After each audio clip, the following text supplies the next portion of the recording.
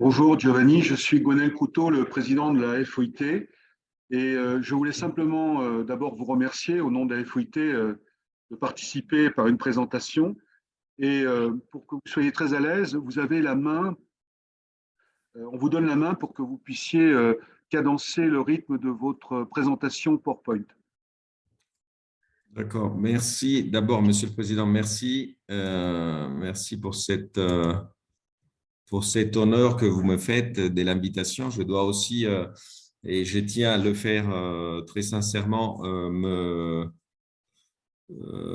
m'excuser de ne pas être avec vous physiquement. Il était prévu que je sois avec vous, c'était comme ça. Et puis finalement, vous savez comment les raisons de la vie et des administrations sont telles que il vaut mieux trouver des solutions alternatives par moment plutôt que de ne pas faire les choses pour lesquelles nous sommes tous motivés.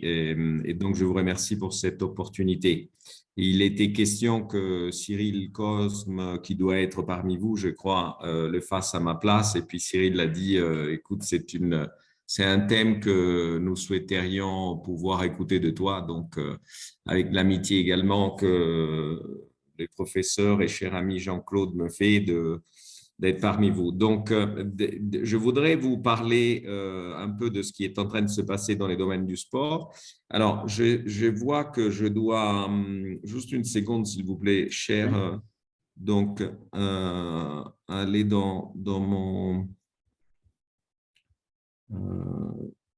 la présentation que je vais juste utiliser comme ça pour faciliter, mais je vais la suivre. Si vous voulez, le thème, c'est lié à ce qui se passe au niveau du secteur sportif. Je vais aller au-delà du secteur sportif. En fait, je prends le secteur du sport en tant que secteur socio-économique, mais d'un angle des droits et notamment la partie relative au travail décent et à l'OIT, bien évidemment. Et je vais parler un peu de ce qui est en train de se passer actuellement par rapport notamment aux athlètes, par rapport à ce qui se passe à Paris particulièrement, notamment pour les Jeux de 2024, Jeux olympiques de 2024, et par ailleurs quelques suggestions sur des pistes qui pourraient nous emmener à collaborer. On le fait déjà en particulier pour l'insertion sociale des handicapés et des porteurs d'handicap. Donc, c'est un thème, celui des discriminations, qui est très haut dans l'agenda du groupe auquel je participe grâce à l'invitation de Jean-Claude et auquel j'ai vraiment beaucoup de plaisir à participer puisque c'est la première des discriminations à mon sens.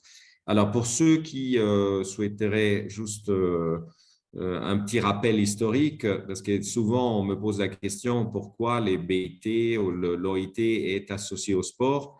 Eh bien, nous avons deux moments assez importants. L'un, c'est tout récent, en 2020, mais les premiers fondateurs, ça date de 100 ans auparavant, 2021.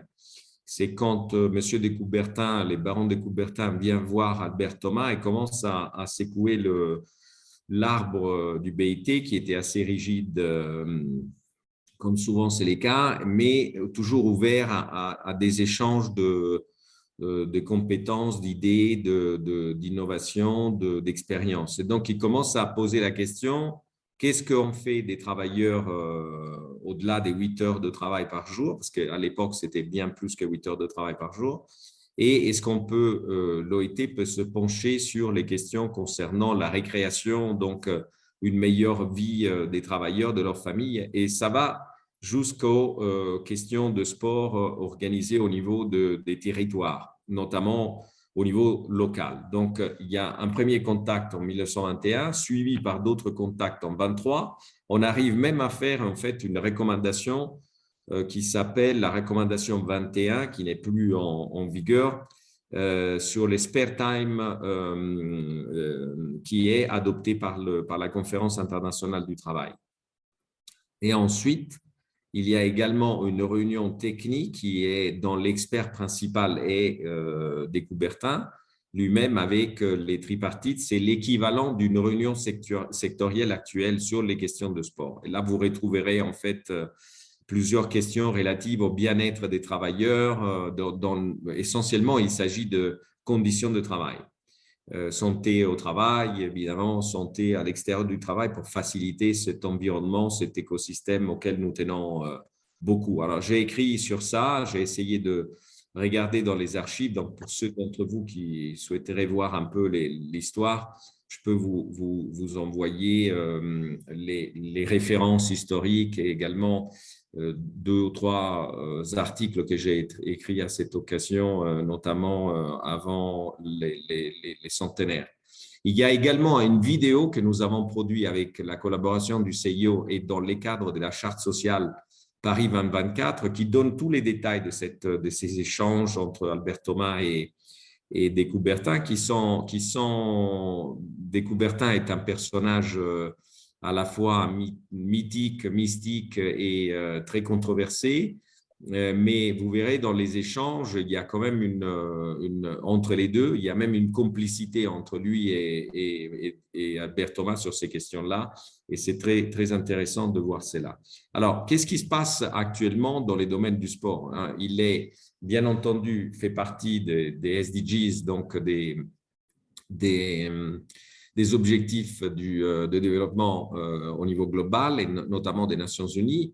Mais vous verrez que en fait, les sports ne fait pas partie intégrante, il n'est pas mentionné comme étant un des objectifs du développement durable et notamment des objectifs du millénaire de l'agenda des Nations Unies 2030. Donc, ils ont trouvé une parade à un moment donné parce qu'on s'est rendu compte que les sports n'étaient pas un des objectifs majeurs. Il aurait pu l'être d'ailleurs. À mon avis, ça aurait été mieux. Mais il est dans l'introduction. Donc, l'introduction de l'agenda 2030, vous trouverez que les sports est en anglais, c'est un enabler de tous ces… Donc, c'est un cross-cutting issue. Alors, c'est un avantage et un inconvénient parce qu'un avantage, c'est que si vous avez un target et un objectif majeur, il faut les suivre, il faut être extrêmement proactif pour le réaliser. Tandis que si c'est un thème qui est plutôt cross-cutting, on peut l'oublier par moment et on l'oublie souvent. Donc, du coup, ça ne nous arrange pas vraiment si on voulait pousser l'agenda du sport au-delà de ce qui est marqué dans l'introduction. Alors, qu'est-ce qui s'est passé ces derniers 5-6 ans? Depuis 2015, et d'ailleurs, notre actuel directeur général je l'accompagnais dans la première réunion qui a eu lieu à Glion, en Suisse, sur ces questions d'événements sportifs majeurs, qui a réuni, disons, les agents du secteur du sportif. Et je parle non seulement des organisateurs des Jeux, mais également des fédérations sportives internationales telles que la FIFA, les CIO, l'UEFA et d'autres, les Commonwealth Games, mais également les sponsors des Jeux, notamment, les employeurs au niveau international global, donc l'EIE pour nous, et également l'AITUC ou la CISL du côté des travailleurs. Et nous avons été associés à cet effort, d'une part parce que l'AITUC ou les CISL nous l'a demandé expressément, donc à l'époque de directeur général Guy Ryder, et Gilbert Ongbo était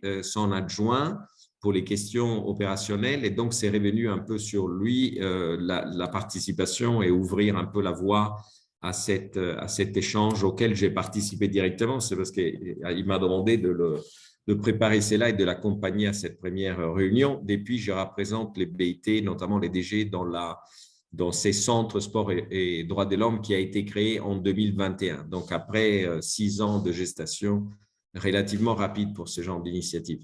Et donc, les événements sportifs majeurs deviennent en fait un focus très important parce que auparavant, les secteurs sportifs est vu comme un secteur à part, autonome, indépendant et self-regulating, c'est-à-dire qu'ils s'autogouvernent, et à partir des événements, notamment liés au Qatar, avant même la tenue de la Coupe du Monde de foot, on a des problèmes notamment liés au travail et travailleurs migrants, la législation du travail, tout ce qui est apparenté à cela, tout ce qui est relatif à l'écosystème travail.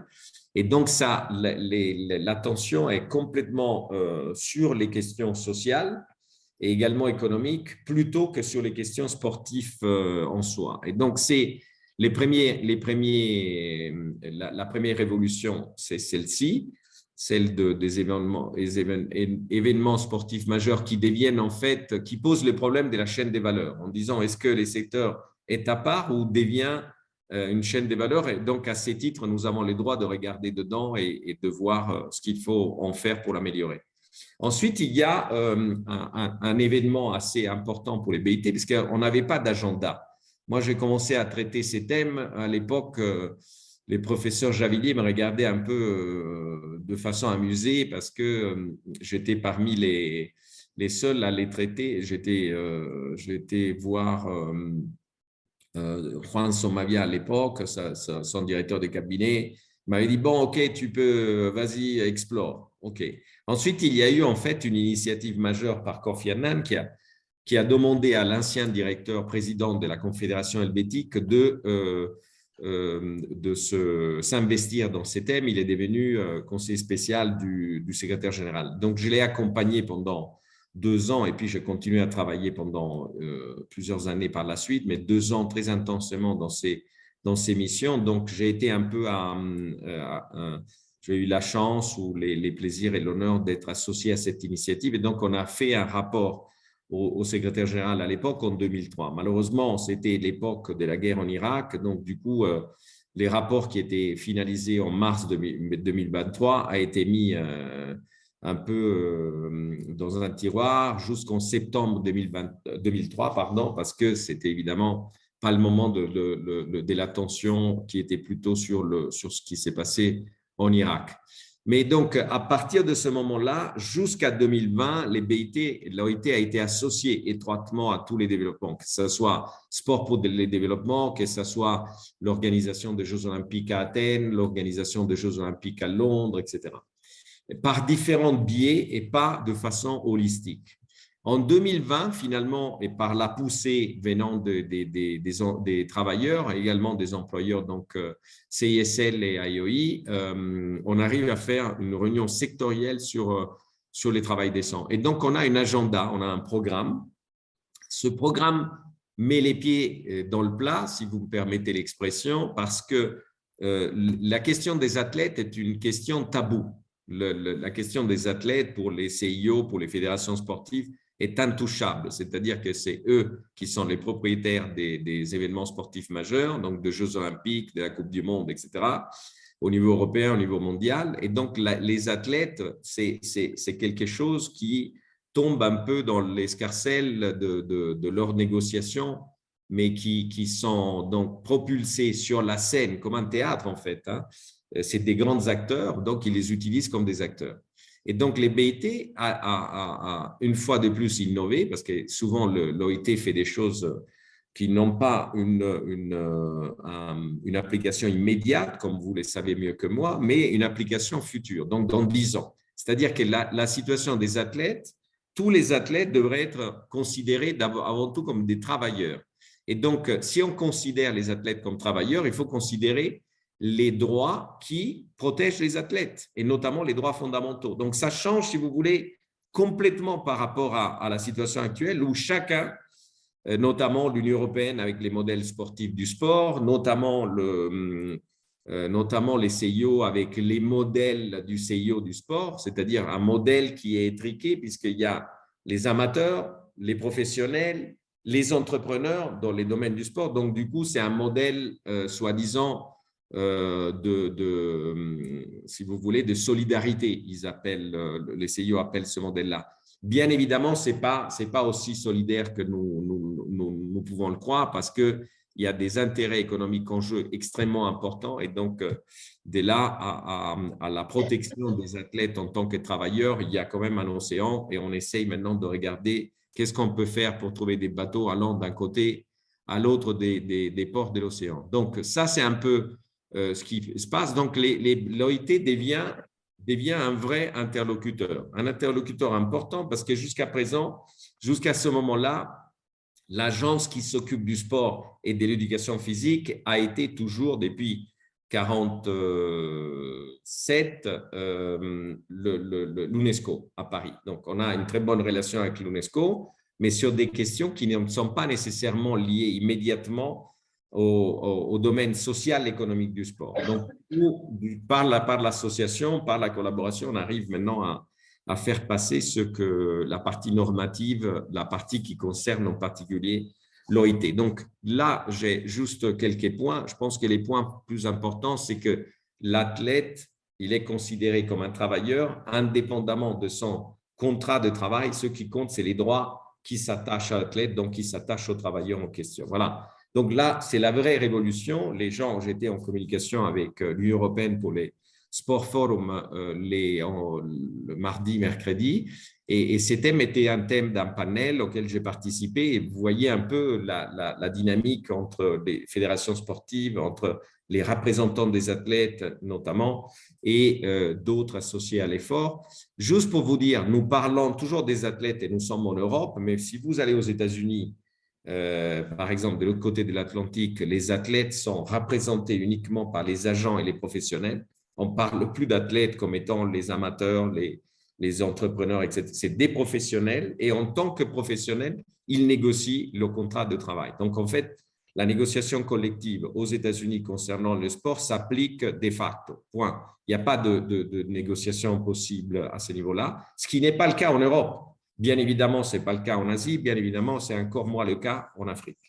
Et donc, j'en viens à un autre élément qui est assez capital dans toute cette structure et ce qui bouge dans les domaines du sport, c'est, vous vous souvenez, en 2015, les grands scandales de la FIFA, notamment pour la question du Qatar, mais au-delà, c'est la gouvernance sportive, la gouvernance de la FIFA. Et donc, la FIFA est obligée de dépenser quelque chose comme 500 milliards de frais d'avocat pour essayer de garder la maison en vie, et ils vont quand même demander au professeur John Ruggie, qui était un ancien conseiller spécial, des droits du Haut Conseil des droits de l'homme, de venir un peu les aider pour suggérer une piste concernant les questions des droits de l'homme. En fait, ça concernait également les questions des droits du travail, mais ils ne pouvaient pas l'attaquer de front. Et donc, le rapport de Ruggie Report, il est appelé For the Game, for the World. En fait, c'est un rapport extrêmement intéressant parce qu'il met l'axe sur les respects, donc des droits, bien entendu, mais au niveau des entreprises privées, la protection et les liens donc avec les législations nationales, et les solutions. Les solutions à trouver quand il y a des abus, quand il faut aller au secours des victimes, dans les sens du terme les plus larges, en fait. Mais pour nous, en ce qui nous concerne particulièrement, ce qui est les messages les plus puissants de ce Ruggie Report, c'est le fait que, monsieur de la FIFA, vous êtes responsable du choix des cités, des villes, en fait, des villes de compétition ou des pays de compétition, et vous êtes en fait responsable ultimement des conséquences de ces choix-là. C'est-à-dire que si vous choisissez les Qatar, vous êtes responsable de ce qui va se passer par rapport aux infrastructures du Qatar. Donc ça, si vous voulez, même dans la confusion, dans tout ce nous avons vu de bon ou de pire concernant les Qatars, et nous savons que ça ne sera plus la même chose, puisque les gens doivent, notamment au niveau des fédérations sportives, sont tenus d'être responsables pour les conséquences de leurs décisions sur la population et de l'impact sur la population, d'où l'application des UNGP, c'est-à-dire le UN Guiding Principles for Business and Human Rights. Je passe aussi à d'autres instruments, notamment la stratégie de développement durable de la FIFA, qui pour la première fois en 2017 met l'accent sur les workforce, donc sur la force de travail et donc sur les conditions de travail, qui s'appliquent au mouvement olympique, mais qui s'applique également à l'intérieur du CIO. Donc, j'ai participé à cet effort puisqu'il m'avait demandé de faire partie du groupe de travail ayant… donc, il y a même en fait dans la stratégie de développement durable du CIO, il y a des références explicites au travail décent. Ensuite, nous avons la stratégie de développement durable de la FIFA, de l'UEFA existe. Donc, c'est une piste pour les clubs en particulier, les clubs professionnels, pour être mieux à même de déterminer une stratégie qui soit durable. Ils sont loin du compte, mais au moins, cette stratégie existe. L'UNESCO y a participé. Concernant les Jeux olympiques, j'ai participé également en tant que BIT avec d'autres collègues à un effort concernant les volontaires. Les volontaires, toujours un thème délicat parce qu'en fait, ils ne sont pas payés, les conditions de travail ne sont pas bien définies, les questions de compétences ne sont pas encore moins. Donc, nous avons suggéré des pistes. Malheureusement, je dois dire, ces guides qui à l'attention des fédérations sportives n'est pas toujours utilisé comme il devrait l'être. Et par exemple, il n'est pas, je ne l'ai pas vu comme étant un instrument pour être utile pour le Paris 2024. Je vais simplement, là, je vais survoler, vous connaissez tous ces anciens champions, etc. Juste la différence entre aujourd'hui et hier, c'est que vous vous souvenez de Carlos Smith dans les Jeux olympiques de Mexico. C'est quoi la différence entre les actuels et Carlos Smith, qui étaient des héros en fait? C'est que eux, ils ont été bannis par les mondes du foot, c'est-à-dire ces gestes les a exclus. Et ils ont été exclus, y inclut l'Australien qui les accompagnait, qui n'a pas eu les mêmes gestes. Il a été exclu du mouvement olympique pour le reste de leur vie. Il savait ce qu'il faisait. Aujourd'hui, vous avez Kaepernick qui était associé à la défense des droits humains et notamment contre les discriminations aux États-Unis. Lui, il a négocié sa sortie. Alors, Trump a envoyé un message en disant, il n'a pas dit je ne vais plus le voir, mais il a fait un geste en disant out. Et donc, on a compris qu'il ne devrait pas rester. Il a négocié son way out. Il a négocié avec un package assez important. Il est devenu une icône de Nike. Donc, ce n'est pas la même chose que John Carlos et Smith à l'époque de Mexico. Vous voyez que les athlètes, parce que souvent on dit les athlètes n'ont pas droit à l'expression, ce n'est pas vrai. Ils peuvent utiliser l'expression et parfois ils ont une capacité d'expression qui est bien au-delà de ce qu'un commun mortel pourrait avoir. Et donc, les pouvoirs qu'ils ont sur cette liberté d'expression est aussi à la discrétion de ce qu'ils peuvent faire. Au niveau européen, il y a le fameux décret ou décision du tribunal, la Cour européenne concernant la liberté de Bosman, c'est-à-dire la liberté de signer pour un club ou un autre. Et donc, ça, c'était un élément majeur dans la liberté d'établissement parce que c'était en ligne avec la réglementation européenne. Donc, ça, c'est un élément majeur des dernières années. Puis, Caster Semenya, c'est les cas de la discrimination. Alors, ce n'est pas transgender, etc. C'est plutôt les niveaux de testostérone qui détermineraient l'association ou la compétition dans une catégorie ou une autre qui fait beaucoup de vagues en ce moment et qui concerne non seulement les tribunaux du sport, mais également les tribunaux nationaux, notamment la Suisse et bientôt déjà la Cour européenne. Alors, je vais simplement en finir avec last but not least, en fait, quelque chose qui est assez un exemple important auquel nous contribuons et notamment, ça c'est d'une part, il faut reconnaître, c'est les partenaires sociaux français qui ont pris l'initiative. Nous les avons écoutés et dans la mesure du possible, conseillés, mais en fait, on les accompagne plutôt maintenant. C'est Bernard Thibault et 5 syndicats français majeurs qui ont signé une charte avec les MEDEF et avec les organisateurs du jeu sur les chartes sociales. Donc, vous trouverez ça sur la page web de la charte sociale Paris 2024. Vous trouverez également cette vidéo qui est la première un peu sur l'élément historique. La deuxième est en train de se faire. Et je crois que l'avantage, ça, c'est très sérieusement l'avantage de cette charte sociale, c'est qu'elle définit des objectifs. Vous remarquerez que tous les événements sportifs majeurs, dès qu'ils se terminent, les présidents Infantino, les présidents Bach, qui disent c'est les meilleurs jeux possibles, c'est les meilleures coupes du monde possibles, etc. On ne sait jamais quels ont été les indicateurs sur la base desquels l'évaluation aurait été faite ou déterminée. Donc, au moins pour Paris, vous avez une définition de ce que ça veut dire les Jeux olympiques en matière sociale et économique, avec une définition qui concerne la jeunesse, qui concerne les territoires, qui concerne la législation nationale, qui concerne la législation future. Donc ça, c'est un point de départ important. Si on part de là, on a une très bonne assise pour s'améliorer en ce qui concerne non seulement les choix, mais même la tenue des Jeux. Alors, je vais passer très rapidement maintenant à…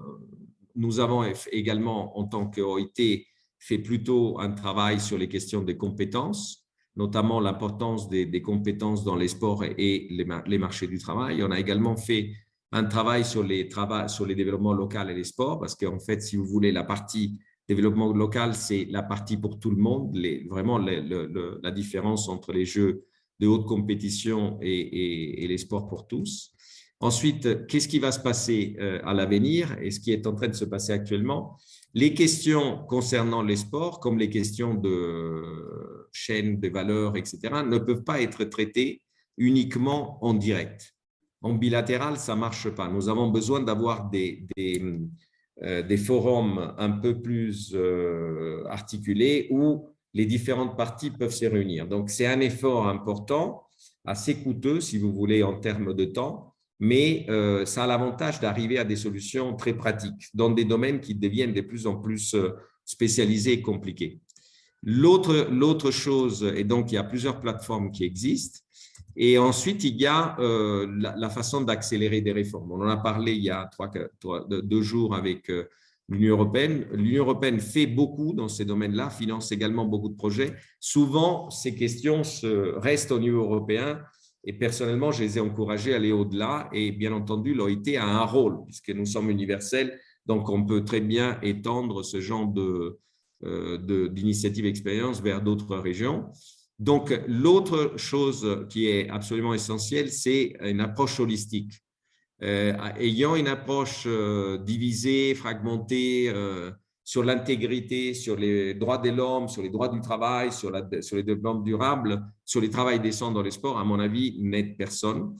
Et on est en train d'essayer de se coaliser pour cela. Et donc, les initiatives également d'une association comme la vôtre, comme la nôtre, même si je n'en fais pas partie pour le moment, me semblent tout à fait bienvenues et à l'avenir nécessaires. Et j'en conclus avec voilà, les points que je viens de vous présenter. Donc, une attention plus forte sur les athlètes, que ce soit maintenant comme à l'avenir, une réforme des différents modèles. Je pense que c'est un thème pour les académiciens, pour les associations, pour ceux qui veulent influencer ces changements. Une accélération de la durabilité dans les sports. Je pense que c'est en train de se faire, mais nous pouvons l'évaluer davantage.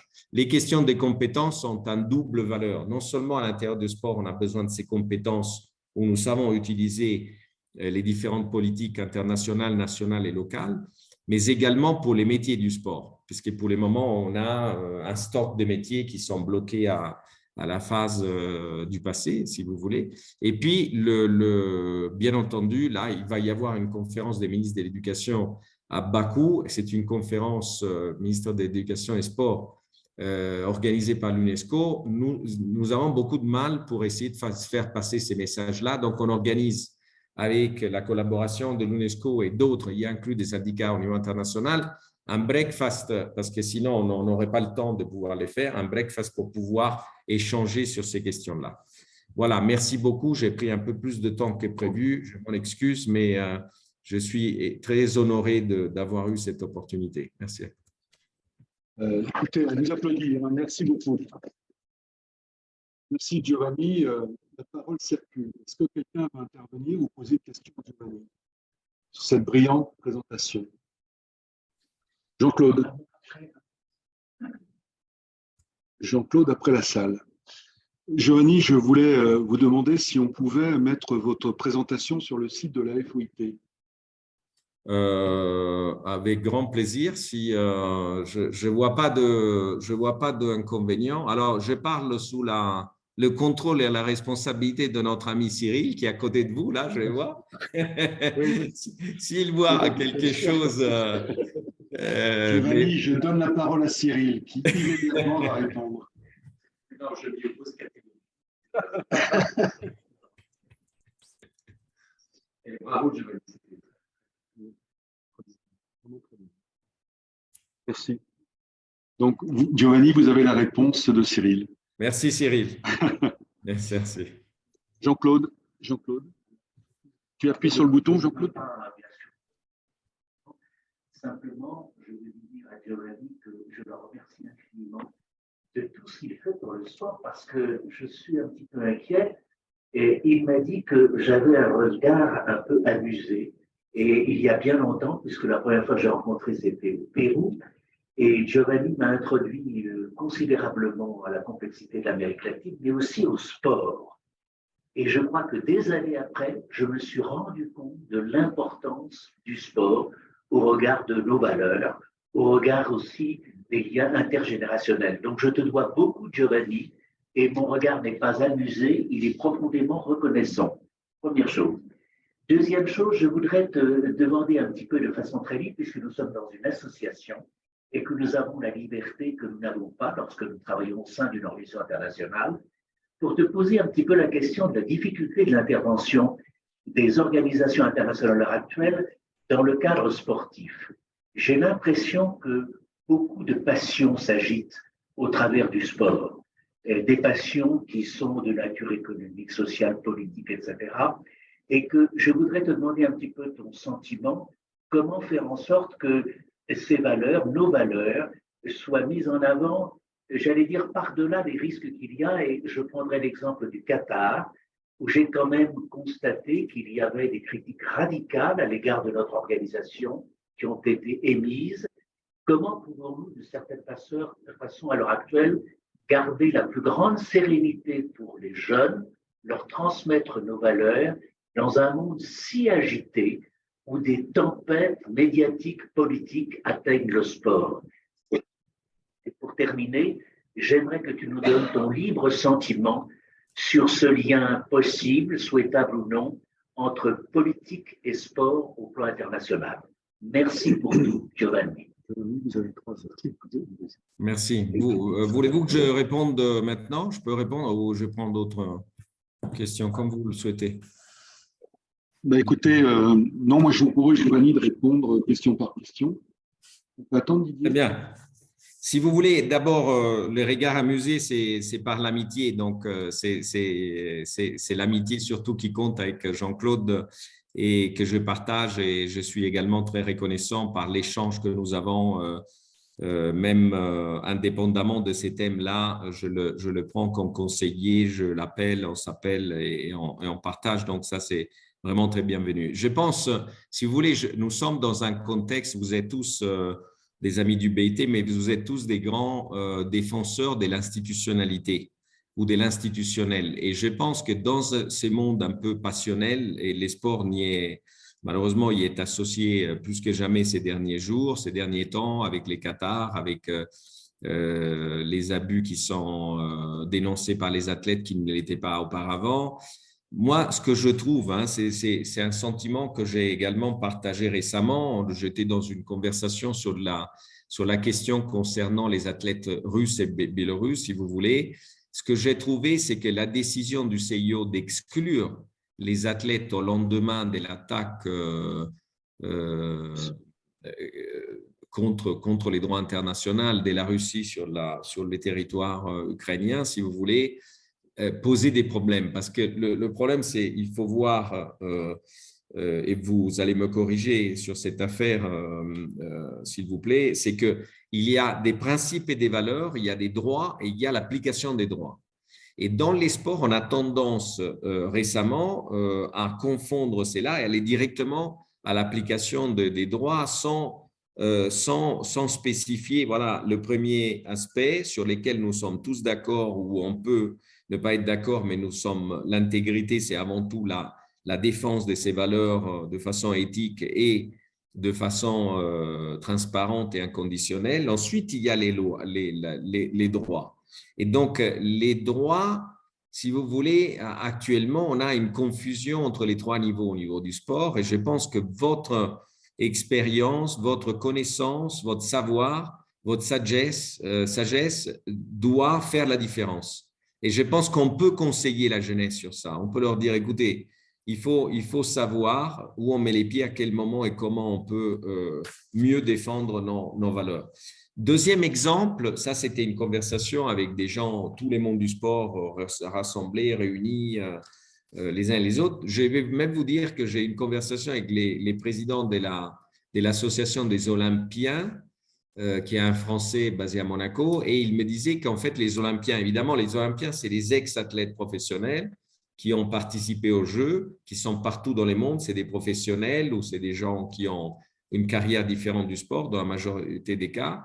Ils n'étaient pas d'accord avec la décision du CIO, précisément parce qu'il y a une question de neutralité du sport et ensuite parce que ça affecte directement les athlètes. Et donc, à partir du moment où on commence à exclure d'un côté, on exclut de l'autre côté. Sans parler du fait qu'indépendamment maintenant de la question du conflit en Europe, en territoire européen, si vous voulez, des discriminations concernant la nationalité, l'appartenance, la couleur, etc., sont présentes tous les jours. C'est le cas, par exemple, si vous prenez très souvent des championnats du monde, on n'en parle pas, mais ça existe.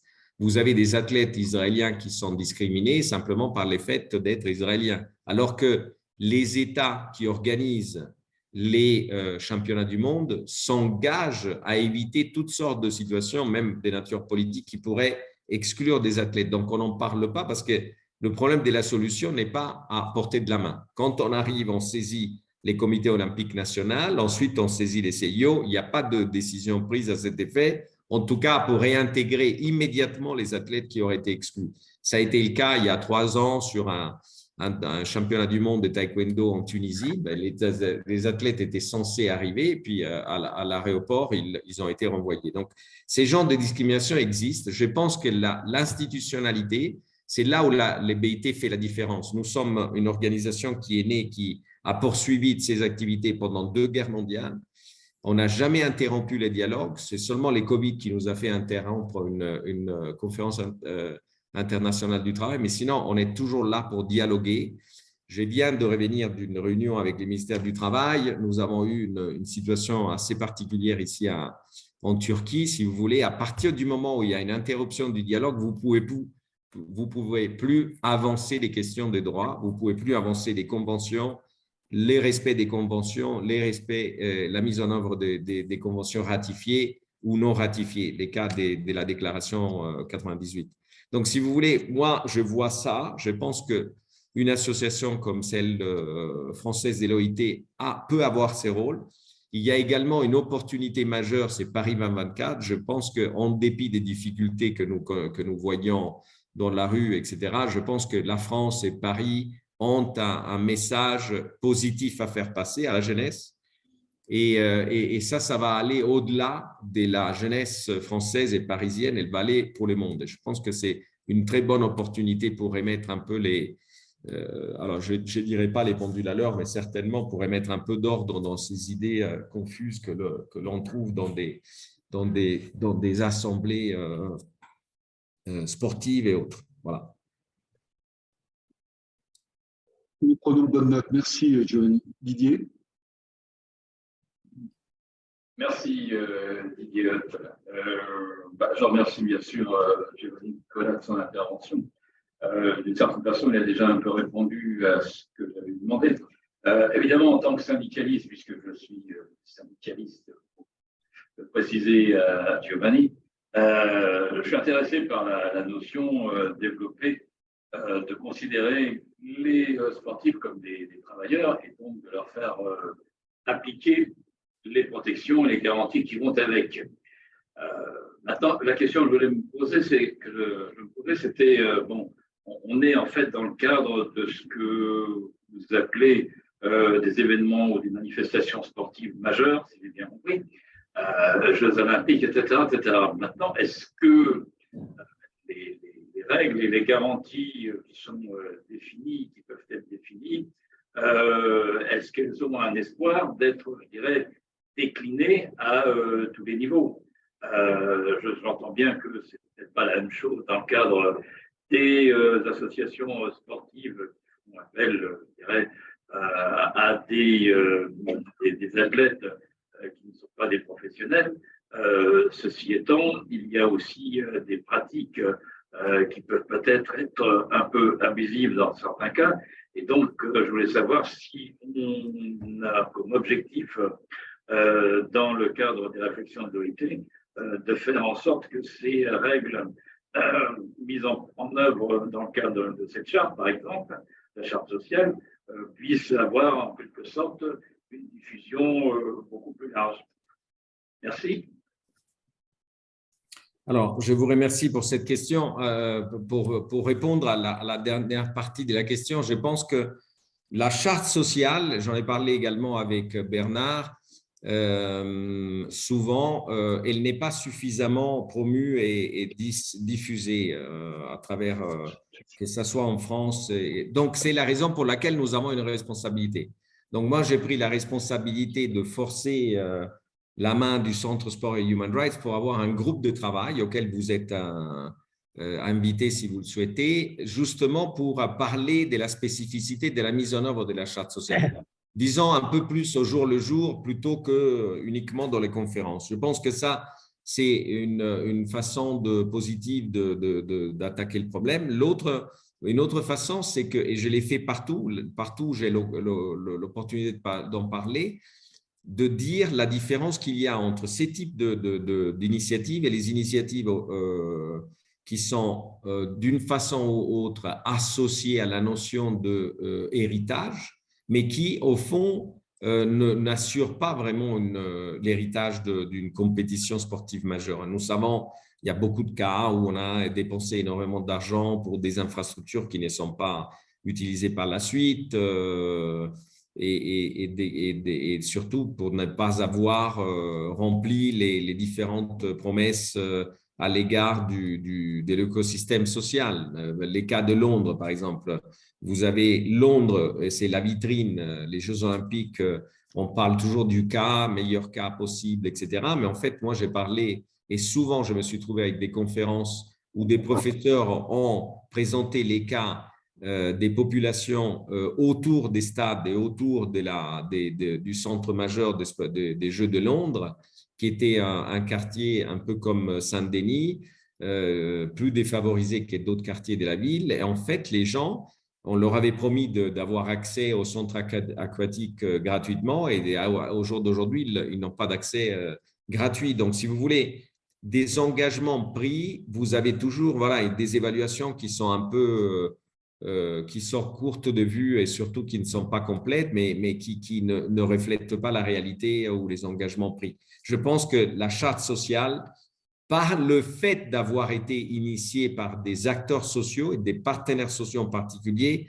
va avoir des conséquences majeures à l'avenir. Ne serait-ce que le fait d'avoir pris l'initiative par des agents majeurs, notamment les partenaires sociaux, évidemment pour les BIT, c'est les agents majeurs, les opérateurs majeurs, c'est le non-constituant, à mon avis, va faire la différence. Et ça, j'en ai souvent parlé, je continuerai à le faire. La semaine dernière encore, j'ai dit à OCIO, vous avez tout intérêt à promouvoir la charte sociale parce que c'est la différence entre ce qu'il y a de sérieux par rapport au social et l'économique et ce qui n'est pas sérieux et qui vient du monde du sport. Je pense qu'ils ont pris note.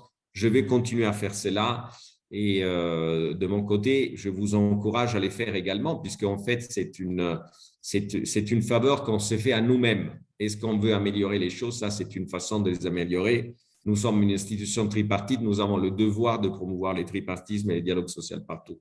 Donc, je ne sais pas si j'ai répondu à toute la question, mais moi, je vois la chose de la charte sociale de ce côté-là. Sur les questions des athlètes, vous aviez dit au départ, alors, il y a les cas des athlètes en Europe. Alors, nous avons, par exemple, des études extrêmement détaillées sur les conditions de travail des athlètes olympiques en Europe. Ça s'appelle Employs. J'ai participé à cette étude. C'est l'université de Cologne du sport qui l'a fait. Un travail remarquable dans les 27 pays. Nous sommes en train de faire actuellement un travail sur la protection sociale des sportifs. Le problème, c'est que les autres pays et les autres régions ne les font pas. Donc, c'est un peu, si vous voulez, la même asymétrie qu'il y a pour la charte sociale. On fait des très bonnes choses, on n'est pas en mesure de les promouvoir comme on devrait le faire.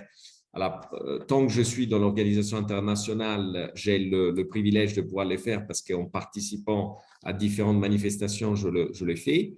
Mais voilà, si je peux être utile pour que l'association française de l'OIT puisse le faire en réseau, avec des réseaux sportifs, etc., et à l'occasion des Jeux, je suis à votre disposition, mais il est tout à fait possible et je pense que ça vaut la peine de le faire d'ici 2024 et après. Merci, Giovanni. Jean-Claude? Giovanni, je voudrais te remercier pour ta participation directe et tellement appréciée par les jeunes au sein de notre petit groupe I3S. Et je voulais te dire qu'il y a une bonne nouvelle, enfin j'espère pour toi aussi, c'est que l'AFOIT, avec notre petit groupe et d'autres institutions, a décidé de travailler sur le parasport. Donc, je voudrais te dire que pour nous, c'est très important puisque nous voulons, au travers de cette commission notamment, faire rayonner les normes internationales du travail. Donc, je te remercie pour cette participation et je dois te dire quand même que ta venue dans ce groupe a contribué à une sorte d'engouement pour les normes internationales du travail qui parfois m'inquiète. Je te remercie beaucoup. Sacré Jean-Claude. Giovanni, merci beaucoup. Merci pour votre intervention. J'ai bien noté qu'on pourrait vous ressolliciter probablement dans le cadre de nos travaux et que vous comptez beaucoup sur la FOIT pour promouvoir évidemment cette charte sociale. Je pense que ça sera fait. Je pense que tous les membres ici présents de cette Assemblée générale de la FOIT opinent de la tête favorablement. En tous les cas, merci beaucoup.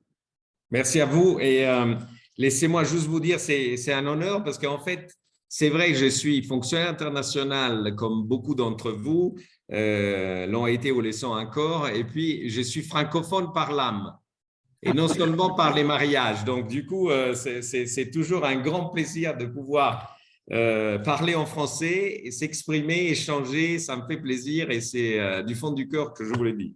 Merci encore pour cette invitation. Et à très bientôt, je suis à votre disposition. Merci, Giovanni. Voilà, mesdames et messieurs, donc après cette brillante présentation, la fin de notre Assemblée générale de la FOIT. Je tiens à vous remercier personnellement d'avoir été présent. J'espère que vous allez porter urbi et torbi la bonne parole des travaux que nous menons dans cette association. Et je remercie Cyril d'avoir pu se libérer en venant en courant comme un sportif de haut niveau pour au moins participer à la conférence de Giovanni. Merci Cyril. Merci. Il n'y a pas de bonne compagnie qui ne se quitte pas sans un moment de convivialité. Donc il y a un déjeuner qui nous attend, ceux qui sont évidemment intéressés. Je ne dis pas que c'est frites à la cantine, mais bon, c'est un bon repas quand même. Voilà. En tous les cas, je clôt cette assemblée générale et je vous remercie très chaleureusement.